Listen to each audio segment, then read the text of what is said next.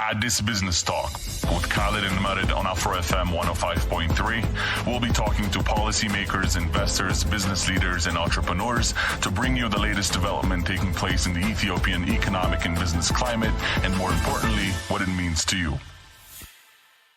Good morning, good afternoon, good evening from Addis Ababa. This is Addis Business Talk with Khalid and Merid every Thursday morning on Afro FM 105.3. My name is Khalid Maui, along with my co-host Merid Bisrat. Thank you everyone for joining us. The show is brought to you, of course, by Pragma Investment Advisory, an investment management and business advisory firm based in Addis Ababa, along with our partners at 251 Communications, prominent marketing and communications firm based in Addis as well. Now, our guest today is none other than Shem Asefaw. Shem is an angel investor and member of several angel groups in Canada, the USA, and South Africa. He is the founder, of course, of Addis Ababa Angels Network, the first angel group in Ethiopia. Shem currently has an equity position in 15 startups at least. Quite impressive, I should say. His portfolio includes several successful businesses. Ride, of course, the most profitable taxi hailing company in Addis Ababa, is one of them.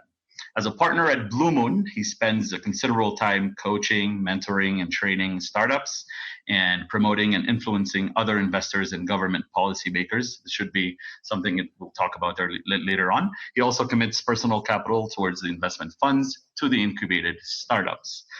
Shem was a longtime tech enthusiast and entrepreneur in the corporate world. As a partner at Mercer, he set up a global technology practice and run it for many years. We're here to talk about the startup ecosystem in Ethiopia and the life story of Shem in general. So Shem, thank you very much for accepting to join us on Addis Business Talk. Thank you, and glad to be here. Thanks. Excellent. So as we usually do, we start off by asking sort of a backstory question, an introductory question about our guests. So if you could just tell us about your background, your upbringing, the studies that you have pursued, of course, your life in Canada, as you've lived there for a long period of time, especially, I would say, with regards to Mercer, which is a management consulting firm where you spent 25 years, if I'm not mistaken. And then when you decided to sort of circle back to Africa and specifically to Ethiopia, if you can give us the whole backstory. Okay. So I was born in Ethiopia, obviously, and early age, I went out of Ethiopia. It's almost just after high school. And again, it wasn't directly to Canada. It was by way of many other countries. So there was a lot of stopovers in many places from the Middle East, Europe, US, and then Canada. And in Canada, once I arrived there, in fact, my original plan was to go to the Philippines to study computer science. I'd already done I was accumulated enough money to pay for my education. And I was planning to go to the Philippines, got accepted in university there, Baguio University. And because I had a few months, I started to, before the university started, I wanted to, travel a little bit. And this was started in the Middle East. And so happened that this is an interesting story. My ticket, direct flight to the Philippines had a price. And then there used to be a company, an airline, Sabina. They had a around the world ticket, one way. And it was cheaper than my ticket going direct to the Philippines. So I took that one. So it meant I was going to go around the world. So it was an interesting thing. So we went across Europe, it went all of this, we went to the US and then Canada. And when I reached Canada, I decided to stay. So I never went to the Philippines. That was it.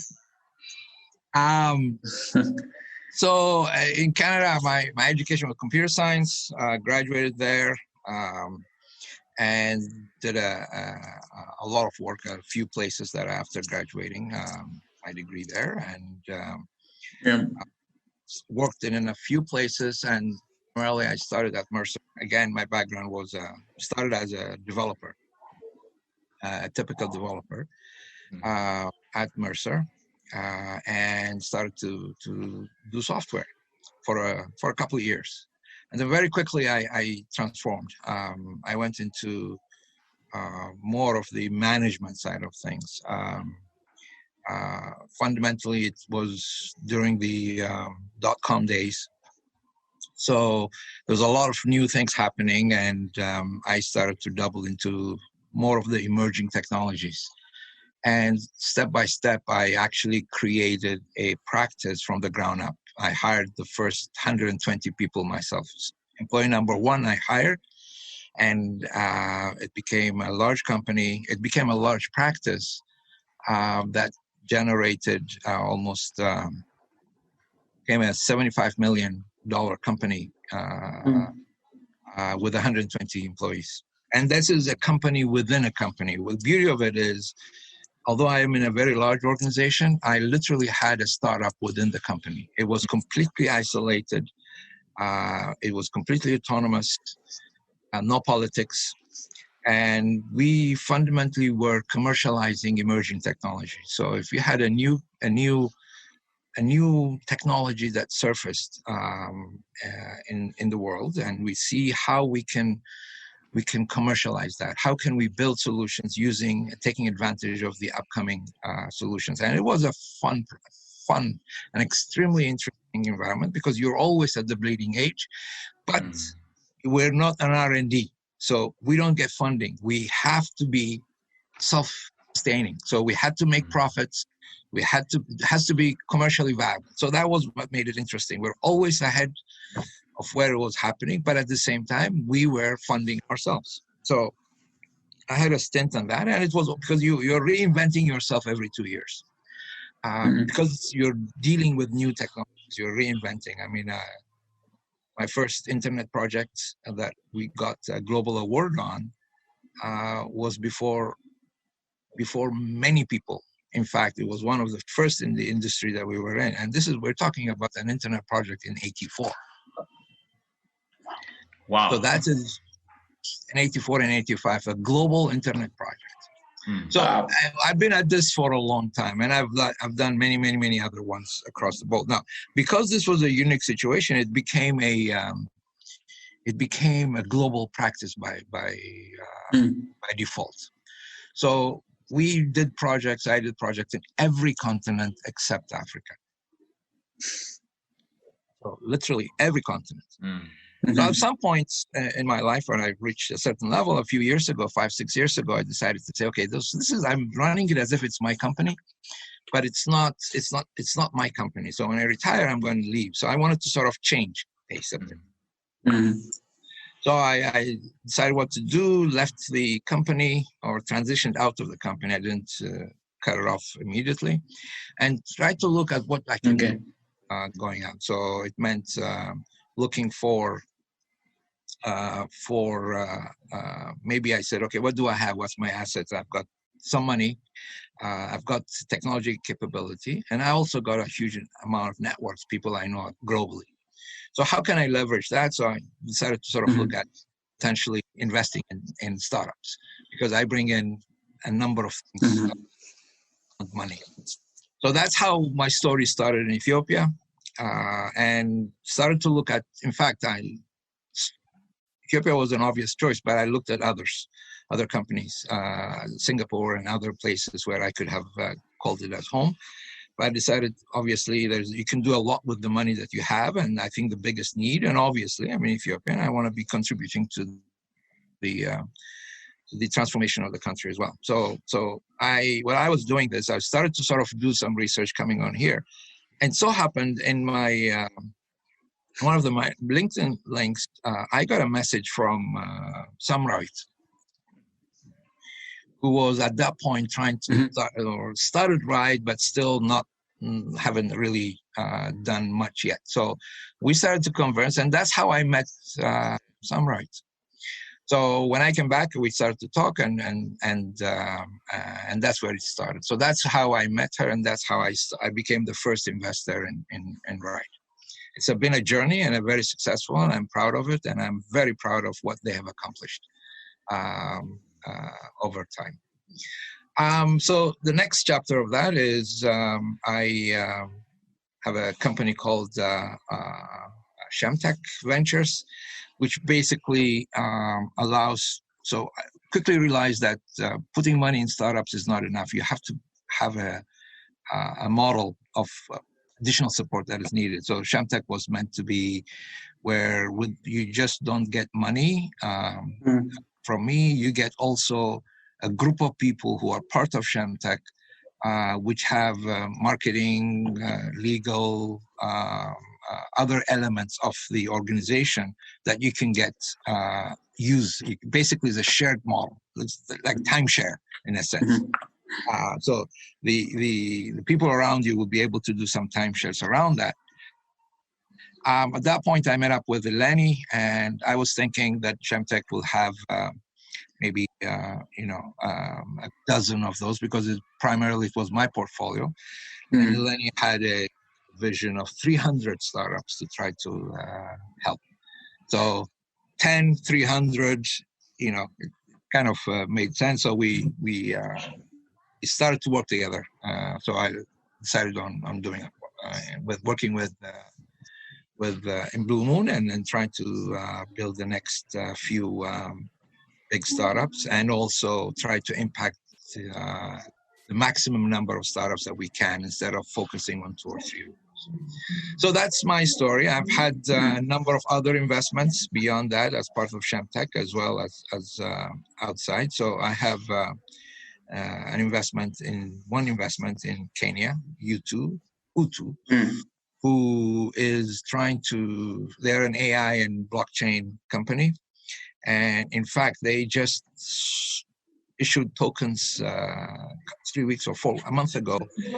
They have just raised $4 million. Wow. Just in 4 weeks. So they're going ahead. This is a simmering project, because it will at some point reach potentially the kind of unicorn stage, hopefully at some point. But I mean, this is a company that even SoftBank has invested in. So this is enough. That's the story. So again, I went about a long way. So if I have missed something or anything, you can ask me. So let's continue the conversation. I'll stop here. Yeah, that's very interesting, Shem. I think thanks for that elaborative answer. I want to ask you, why angel investment? What makes you passionate about angel investment? Well, I mean, 2 things. As I said, I was able to. I'm an entrepreneur in nature, but I've never been an entrepreneur. I have been an intrapreneur. What that means is, when a corporate world, you are acting like an entrepreneur. So the company the embedded business that I built was purely a business. It was like a startup. I had complete autonomy of that organization. It was self-sufficient. And it didn't really fit within the structure of the organization. So in a sense, even if the company restructured, we basically kept us whole, and we moved from one department to another department, but it was that. So I like the passion. I have the interest to see new ideas flourish, building solutions, creating ideas, and that could be big. So I think my working with startups was obvious. Instead of me starting something new, I thought this would be a better leverage by supporting the startups. It will help quite a bit. Secondly yes, there is a lot of risk around it, but it's also an opportunity to really make a mark in the country. And obviously in Ethiopia, it is a big one. And my background did quite,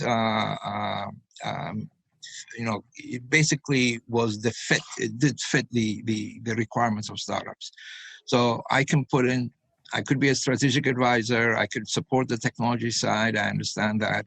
I can provide some money, and I also provide network of people. And that's how the Angel Network was created, because having a pool of people to support that is really it. And it's fun. I mean, really, it is fun. And you do know that you are you're helping and you're changing the world. You're giving back to some degree as well. So there is that part of it as well.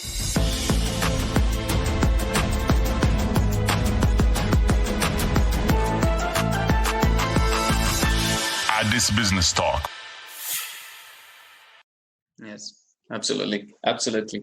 So as you mentioned, you have investment portfolios in Ethiopia, in Kenya, and Canada, and you have equity position in 15 startups. Well, when you do your investment, these companies, what kind of opportunity are you trying to look into? So primarily, it is I like opportunities that I can add value beyond money. So if I feel I can contribute. What do you mean? Well, for example, it's not like for me, where the dividend is known or known and you get some money back. For me, it is looking for ideas and thoughts that I can contribute into. And I want to be hands-on, at least at the very early stage. Hands-on meaning not micromanaging, but supporting. So the more I can contribute, I would be interested. The more I can value, my value increases to help the company, I would be interested in that.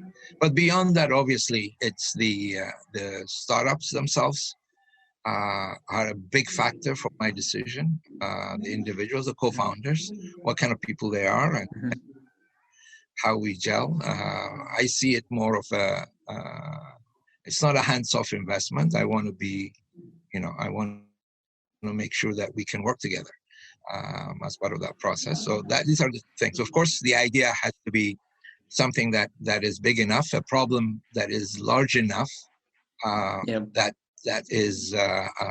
will actually have an impact. And I'm excited about solutions that are ground built rather than solutions that are emulated. So if you look at people come and say, I want to be the eBay of Ethiopia, I want to be the Amazon of Ethiopia. I mean, yes, you're bringing that. There is some value around it, but I'm very much more excited about solutions that they don't have to be large or wow, that have wow factors, but they are practical but very scalable. Homegrown solutions are really the ones that drive my interest.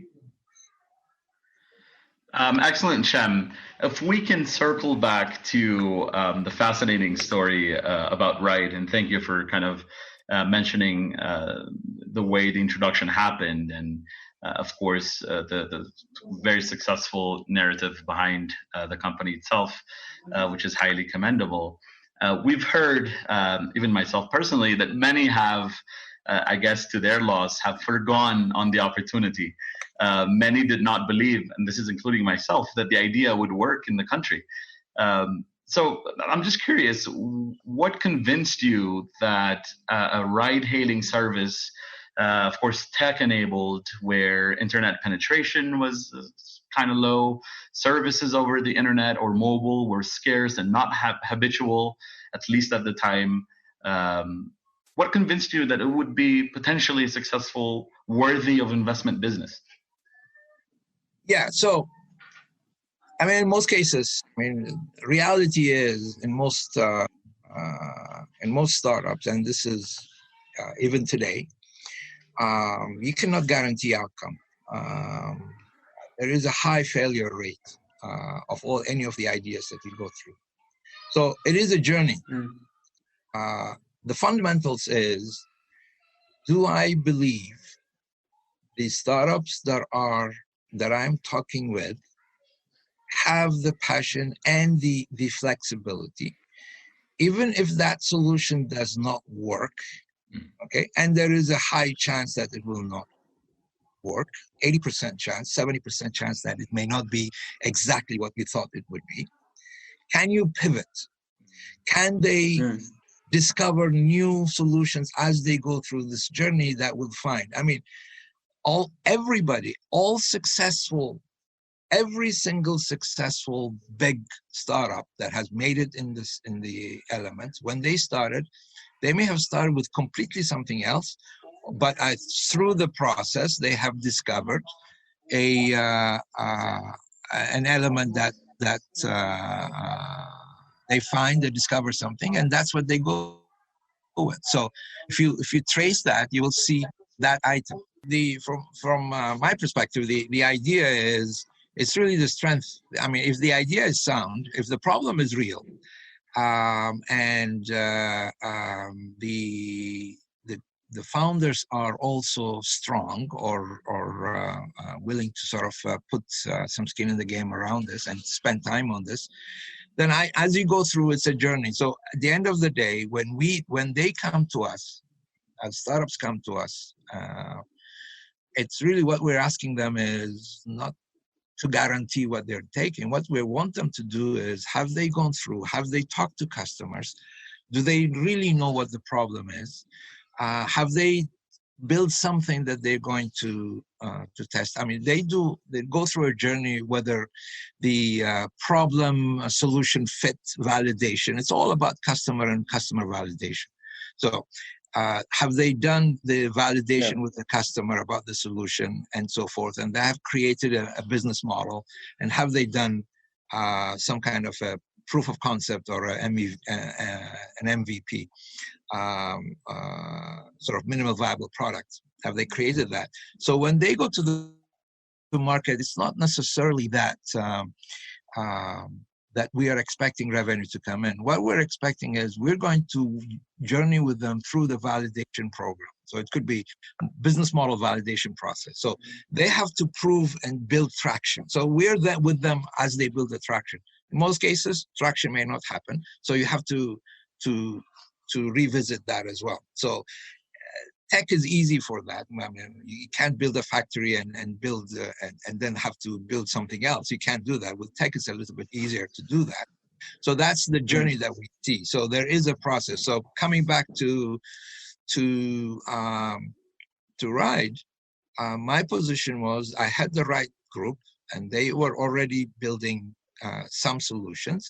And in my mind, I wanted to sort of invest in them. It's a small amount of money at that point, early stage. I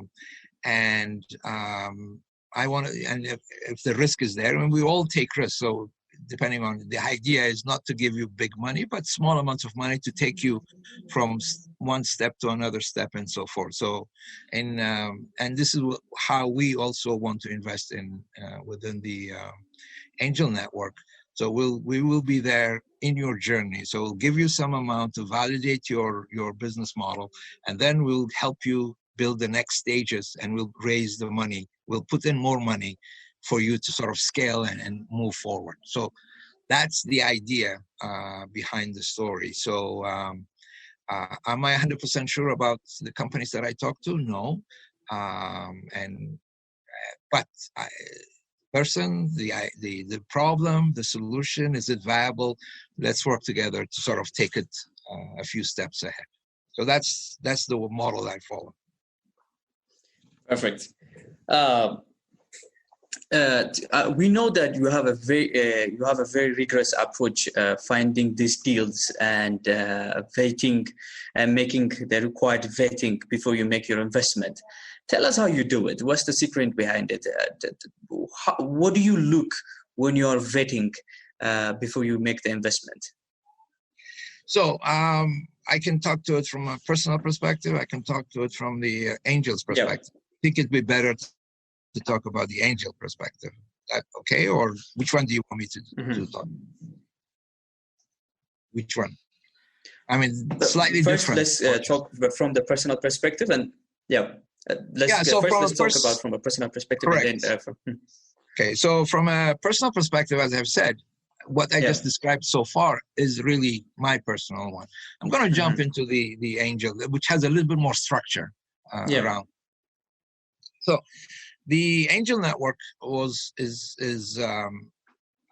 formed to bring like-minded individuals like myself, who actually work with startups or have invested in startups together.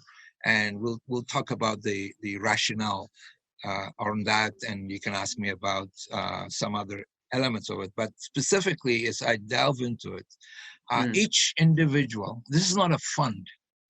So among other, the difference between angel networks and other entities is it could be funds tend to have money. People contribute into the fund, and there is a fund manager who tries to invest those things in a fashion to try to get returns. This one is not a fund. So what we do is collectively as a group, we have an organization which basically goes through filtering, looking, identifying, and trying to sort of acquire interest from people, so from startups, from the ecosystem, and we have also we channel other entities like Bluemoon, Addis, or others to try to give us, whoever works with startups to come. People can come directly as well, but they can also come through channels. So once they've come in, the decision to make investment or not is individual. What I mean by that is the organization as an entity does not make an investment on somebody. It is the group together. They may talk about it and so forth, and they individually decide whether to be part of that investment specifically. So some of us may, all of us may be. In most cases, there is a lead who knows that business, who's excited about it, to take a lead. So we make that person become the lead investor, and the rest we follow. We follow the lead. Now, once that's established, the lead part of their job is to really go through the vetting process or doing some of the due diligence process, which includes making sure that the legal aspects are correct, that there are no debts and all of that stuff. Some of the making sure some of the legal aspects, the commercial aspects, and other aspects of the validity of the business itself standing, and then they will do that due diligence, and there is a whole process that takes it. And even though we may have given you an offer, the due diligence we may find something in there that will potentially circumvent that process, may stop that process. So there are a lot. I don't know if you want me to get into a lot of those details, but there is a more structured approach in terms of how done from that perspective. On my personal perspective, it's really through networks and people, individuals. I talk to them. I sense the individual. We talk about, and most of them are people that have either. Many people come for advice, if not for money, and I'm very open to sort of give advice.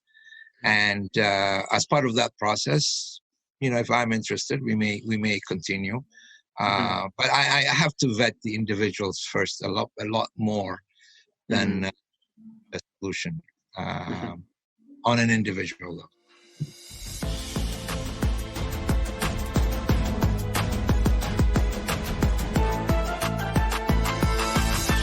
Addis Business Talk. Excellent, Shem. I think you sort of briefly mentioned about whether it would be of interest to talk about sort of the mildly detailed aspect of the structure of AAA and how opportunities are identified and how the decisions are made, and what potential startups that could apply to AAA should know. Is there anything you would be able to cover on that aspect? Yes, and I think it's important. So, as a network, Angel Network, there are two objectives, obviously. One is to identify, or two activities, really. One is to identify startups that we would like to invest in. And the second one is identify other members. So right now we are 7 people. And as the pipeline grows, our plan is to have it very quickly into 20 people. And as a member of the association, there are rules and regulations around that structurally. And effectively, you are a member, and you are a member, it's not for life. You have to reapply for your membership every year. Mm-hmm. And there are criteria, because the success of this organization depends on the investors themselves. They need to be a certain type. They have to be very comfortable with each other. So as a member, we all reapply to be part of that membership, to be part of that organization. And one of the requirements is that you invest a minimum amount, a minimum sum. I think at this point we've said $1 million a year. Of course, there's nobody stopping you to do more. So as a minimum, we would have, when we get up to 20, we'll have about 20 million a year to invest in startups. Again, we focus on early stage startups. Early stage meaning people who are in the market, they have defined everything, they know their customers, and they are trying to validate their business model. So that they could be pre-money, which means they haven't started generating revenue. That is okay too, but they have to have done something throughout that process in order to reach that. But they're ready to go into customers. Of course, they may not have generated revenue, but I'm sure they have to have actually done some work, even if it's for free, with customers and gotten some feedback on that. Or they could be post-revenue. Post-revenue, they may not have, haven't broken even, they're not making a lot of profit, but there is traction. They've built some traction and there is a growth model that is visible. For example, if they've been at it for 6 months or a year, they haven't actually made a profit yet, but they see that they're growing 10% every month, or there is a hurdle rate is what it's called. So their hurdle rate is high. So any person, any entity within that scope, we focus on technology. Now, the end result could be technology, where it could be a software app, whatever it is that you're providing. So the end product could be a software or a technology or something, or it could be a service that you are providing, but you have enabled it through technology, not necessarily the customer is using, but it is a core element of your growth. So whatever technology you're using to make you really scale significantly and your growth model is driven by technology, then we'll be interested in you. Although you may not necessarily give an app for every single person, and most likely you do, but I mean, there are cases where your technology is actually driving your business, although and it has to be scalable business, although the end product not be a technology, an app for all your actors. Maybe some will get it, some will not. So not all of your customers or stakeholders, customers in a sense. There may be some will get it, like for example, if you're building a company that drives some kind of a sales automation and your buyers are everyday people, they don't have interface, but then the people who do the sales have a technology and you're really driving that technology, and that's how you allocate them, that's how you optimize them, that's how you, whatever you do, that will be we will be a tech-enabled business in that sense. So that is really the requirement. We want, because this is a very difficult journey, we want a minimum of 2 or more, not too big, but at least 2 co-founders. They can support each other. So if one person comes in by himself, we may entertain them, but we will insist that they have a co-founder, because it's a very difficult journey. You need someone beside you, and there's also key person dependency. It's a risk. If you have a car accident, what happens to the business if you are the guy or the girl? So I don't know if I've answered all your questions, but let's stop here and see what I've missed. No, absolutely. I think, the announcement of the Addis Ababa Angels Network sort of entering the investment landscape in Ethiopia, which surely was a trendy topic these days, has raised many questions. And I would comfortably say that you've answered most of the important ones. So thank you for that sort of great outline, Shem. Sort of coming back to the Bluemoon sort of projects that it was part of your undertaking, at least the concept of it. So I think a few episodes ago we had Marcos on our show as well from Addis, talking about the importance of incubators / accelerators. Maybe in your own sort of expert opinion. Well, first off, what do we mean by an incubator / accelerator? What's the purpose behind it? And how vital would you say incubators are to support startups, specifically in Ethiopia? And if the ones that are already existing, I know some have been around for close to 10 years, is enough being done already, or is there room for improvement in that regard? So the first answer would be yes, the incubators, accelerators are critical components in building the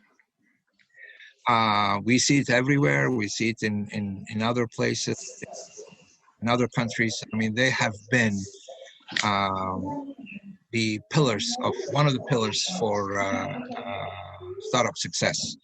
An incubator is fundamentally and there are many versions, many modalities around this, but the core element is really to help the startup go through he has an idea, purely an idea, and helps the startup formulate that idea, test that idea, work through the process until they reach a level where they may need some money, or so that they can go to the seed stage, in a sense.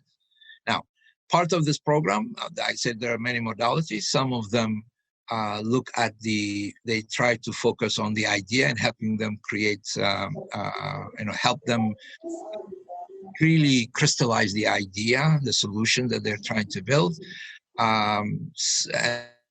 And others, in some cases, you may need to actually build the person. The way they think, the thinking patterns, and the way you approach problems, and so forth. So you really not only focus on the idea, but focus on the person, which is something it does. And we see a transformation right from the moment the person comes in versus in 4 or 6 months when they get out. They are different individuals. Even if that idea does not persist, and they step out and they leave that idea doesn't work, they have now gained a whole new approach on how to, whatever the next idea comes in, they will have a mechanism to sort of do it the right way. So they've learned a skill and knowledge around this now. So that will be partly training, partially it be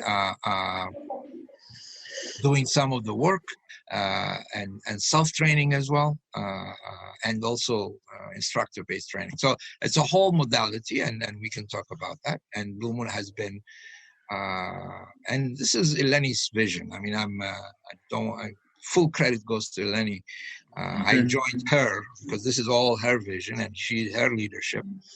And I'm really happy to work with her. I'm kind of a complement around that. Originally it was agriculture, now we're agri-tech. So my technology side, it became kind of a joining between agriculture and tech. So that's why we feel it's kind of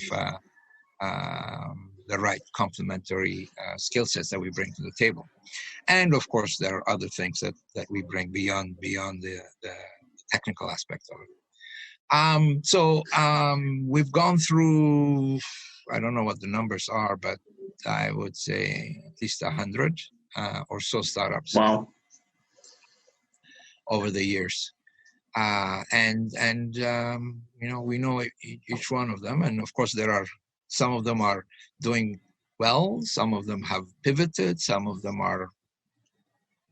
have started life somewhere else. So it's a different situations. But I'm very happy with and proud of all the people that have gone through this journey. It's a difficult journey. I mean, 4 months, 6 months out of your life with no income, and you're just going through this. That's the end game. So that's what Bluemoon does. In terms of the general aspects, I think many are starting up with different modalities. They're reached now. There's quite a few either have started or are starting the process. But all of them add value to this. If we were going to build the ecosystem of technology, because I believe, and our group believes that the digital startup ecosystem will transform Ethiopia. It has to be one of the pillars for how we build capacity. I mean, of course, not ignoring. If you look at the largest companies, 5 of them on top are some kind of a startup that was a startup a few years ago. So that it can drive, if it's done right, it can drive the economy and really push the economy and stimulate growth significantly in Ethiopia. And I'm also enthused about the changes that are happening. 5 years ago, it was very difficult to be a startup. And it's been a challenge for a number of years. And even to become an investor, even then, it was a challenge. Kenya, I invest in Kenya. It's much easier. There's many ways of investing. You don't even have to take equity at the beginning. You can actually give loan, which is legal, that changes into convertible loans. There's so many mechanisms that are allowed there that we don't have here. But with the recognition, I think there is a lot of recognition from government, from policy, from everyone, that this is an important sector and needs to be aided. It needs to be treated differently. And I think I'm hopeful that with a lot of the changes that are happening, the Startup Act, for example, will go a long way being able to do that, to actually enable a lot of the activity. So I see a lot of interest. I see a lot of hope for where we're going. So I'd like to come back in 2 years or 3 years and have a conversation and tell you how that happened. I mean, I'm expecting a tenfold increase in whatever it is that we have here, or whatever measure. Shem, I'm glad you mentioned that. I'm really glad you mentioned that. Actually, we all are hopeful in terms of the change, and of course, as you mentioned, it was very challenging in the couple of 5 years ago, and things are improving. The government is giving attention, and as you mentioned, also Ethiopia for the first time has issued a startup act or proclamation in order to foster the ecosystem. I just want to ask you, considering your experience, investment, and being in the startup ecosystem here in Ethiopia, what do you think it should be done in order to foster it, in order to grow it, and in order to make it strong for many companies to be born? What do you think it should be done as a policymaker, from a policymaker side and from the private sector side? So I'm going to tackle, there's a lot that could be done, and I think it is happening, but I want to focus today just on the financial side. Okay? And then we'll leave the rest Sure. for a second. So, because I'm looking at it from a prism of investing into startups, and how can we have a partnership? Like, for example, what we've done as an angel network, I think what we invest in is in areas where nobody invests in. It's a high risk investment. People will not get a loan. They can't get a loan. There's no real investment because they haven't proven their idea completely. So nobody will invest in them. So unless they have their own money, it's very difficult to. And that's where we invest in, because we feel it's if it grows, it could be significant. Now, there is a lot of activities going on. There's a lot of money in the country. Yeah. There are a lot of investments, and the problem is it's much easier to invest in startups. Sorry, it's much easier to invest in a building, in a home or something, rather than a startup with just an idea. I think slowly, RIDE is changing that, but we need a dozen rides before people are really convinced. So until that happens, I think the government can play a role. One of the things I'm thinking about, as an example,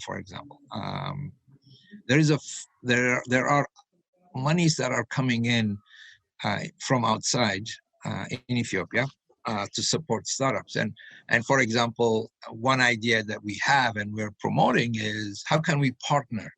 Let's say if I invest in a company, I'm putting my money. So instead of you also putting my money, why don't you match my money? Especially grants and stuff like that are happening all over. They tend to become distracted. Kind of, people are chasing grants, grant investments, and sometimes that is great. It supports the startup, but it also could have a challenge around it. So it's very difficult, first of all, to get it. Secondly, to the reporting of it, and your ability to be flexible with that funding, it's kind of limiting. So you have to sort of adjust to it. It doesn't give you a lot of flexibility. So one of the ideas we're having is, how can we match? So one of the things we're doing is, for example, there is as members of ABAN is our international it's the African network, Angel Network organization, that we are an umbrella organization that we're members of, and there are 23 other angels. So one of the things we're trying to do is, how can we build partnerships? Either they co-invest with us when we invest, even from outside or locally, or if there is a fund that has been created, how do we match that fund? And the government is creating funds. I think the government should entice other investors, the private sector, to invest. And maybe one model is to minimize the risk or reduce the risk. For example, if there is a fund that's been created, the government or the bank could take the first loss rather than the investor. So it's a private-public partnership of a fund where if it loses, the government can absorb or can give you back some of your money, if not all of it. So some mechanisms around that, which are very, very common, that have driven the interest and the amount of money. I mean, I can tell you in Europe, I think 2 years ago, angel networks have invested 7 billion euros. It's a lot of money, and they have I mean, these are small investors, small amounts, but many of them are seed money. It adds up to 7 billion. So I think there is enough in Ethiopia. We want other angel networks to be created as well. We may have, Bahar Dar Angels or Gondar Angels or whatever it is. So there will be a partnership of sorts. So I want to encourage people to invest. I want to encourage the government to encourage the investors in some capacity. I think the new proclamation does have elements for angels as well. So I'm hopeful. I'm hopeful that this will encourage and become a catalyst to get people to play in that space. Yeah, definitely some great food for thought there, Shem. With respect to Shem Tech Ventures, of course, a venture portfolio management and incubation company that you run. Let me ask you, not from a sort of professional / structural engagement perspective, because I think we've discussed about how your vetting process looks like and what an incubation actually means, and so I think we have an idea about the way you go around identifying opportunities, but maybe from a sort of personal task management / allocation of responsibility perspective, right? When you're overseeing this many companies in your portfolio from different parts of the world, how do you do it? How do you handle the series of headache of maintaining, to keep looking for opportunities, to make sure that each company works well and operates at optimal capacity? Do you have a team in place? How do you do it? So, as an angel investor, you start off with the idea that 8 of the investments, 8 of, let's say, 4 of the investments out of, if you have invested in 10, 4 of them will completely fail. So that's your first premise. And then the next 4 will have potentially may just stagnate, continue, or maybe be able to break even, maybe make a little bit of profit. So you're betting your farm that us 2 are the ones that will basically compensate you for the entire investment. That's the angel mantra. So you're getting into a small amounts of money in many places. So the assumption is 2 out of these or 3 out of these will be enough to cover my losses. Okay?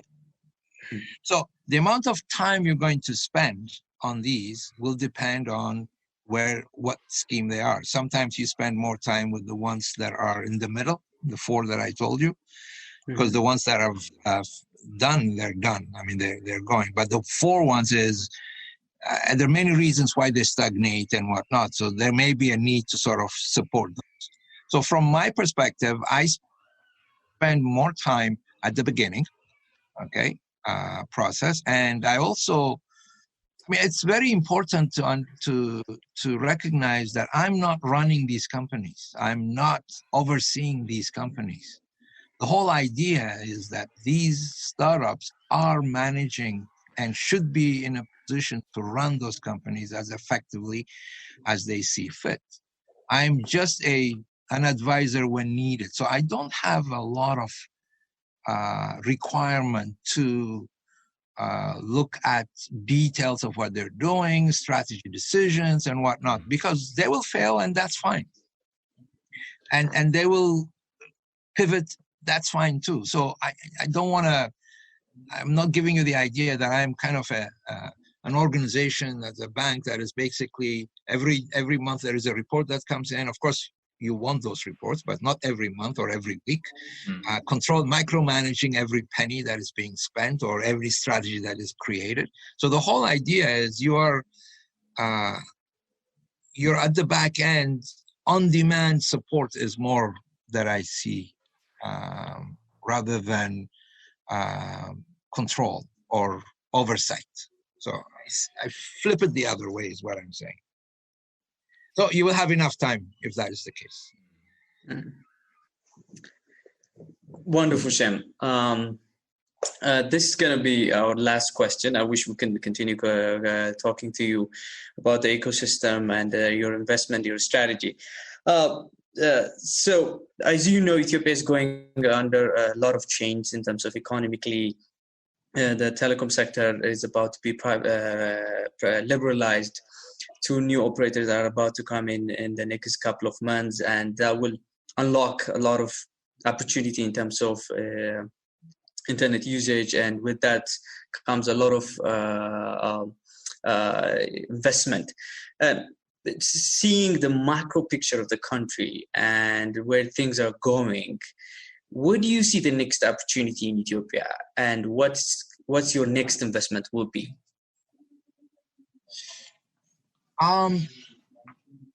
I mean, there are a lot of, I think if you look at the technology, for example, if you look at the telecommunication element, what it will do is it will unlock access, it will potentially change, prices may go down depending on where they are, but I can see that being a huge boost in terms of accessibility to individuals, which basically means it is going to increase the market, or increase the customer size, the market size in the country.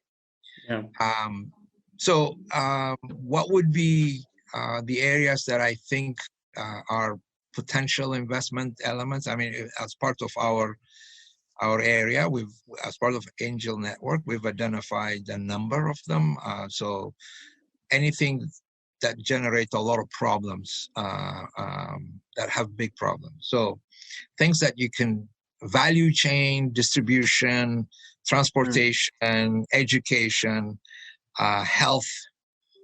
These are all areas that have huge problems. The bigger the problem, the better the opportunity, right? So we're trying to tackle a lot of the big problems, whatever the big problem is, because then you have a market, and if you come up with a solution that transforms or disrupts, then I think it makes a lot of sense.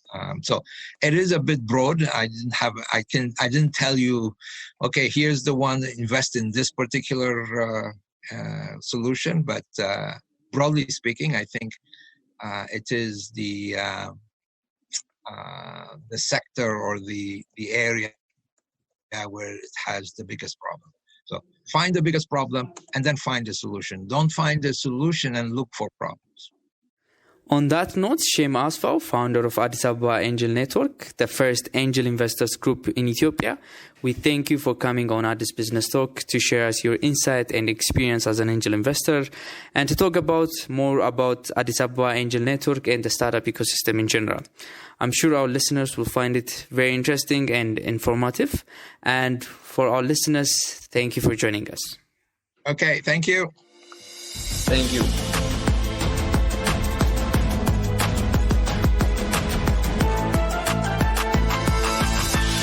Addis Business Talk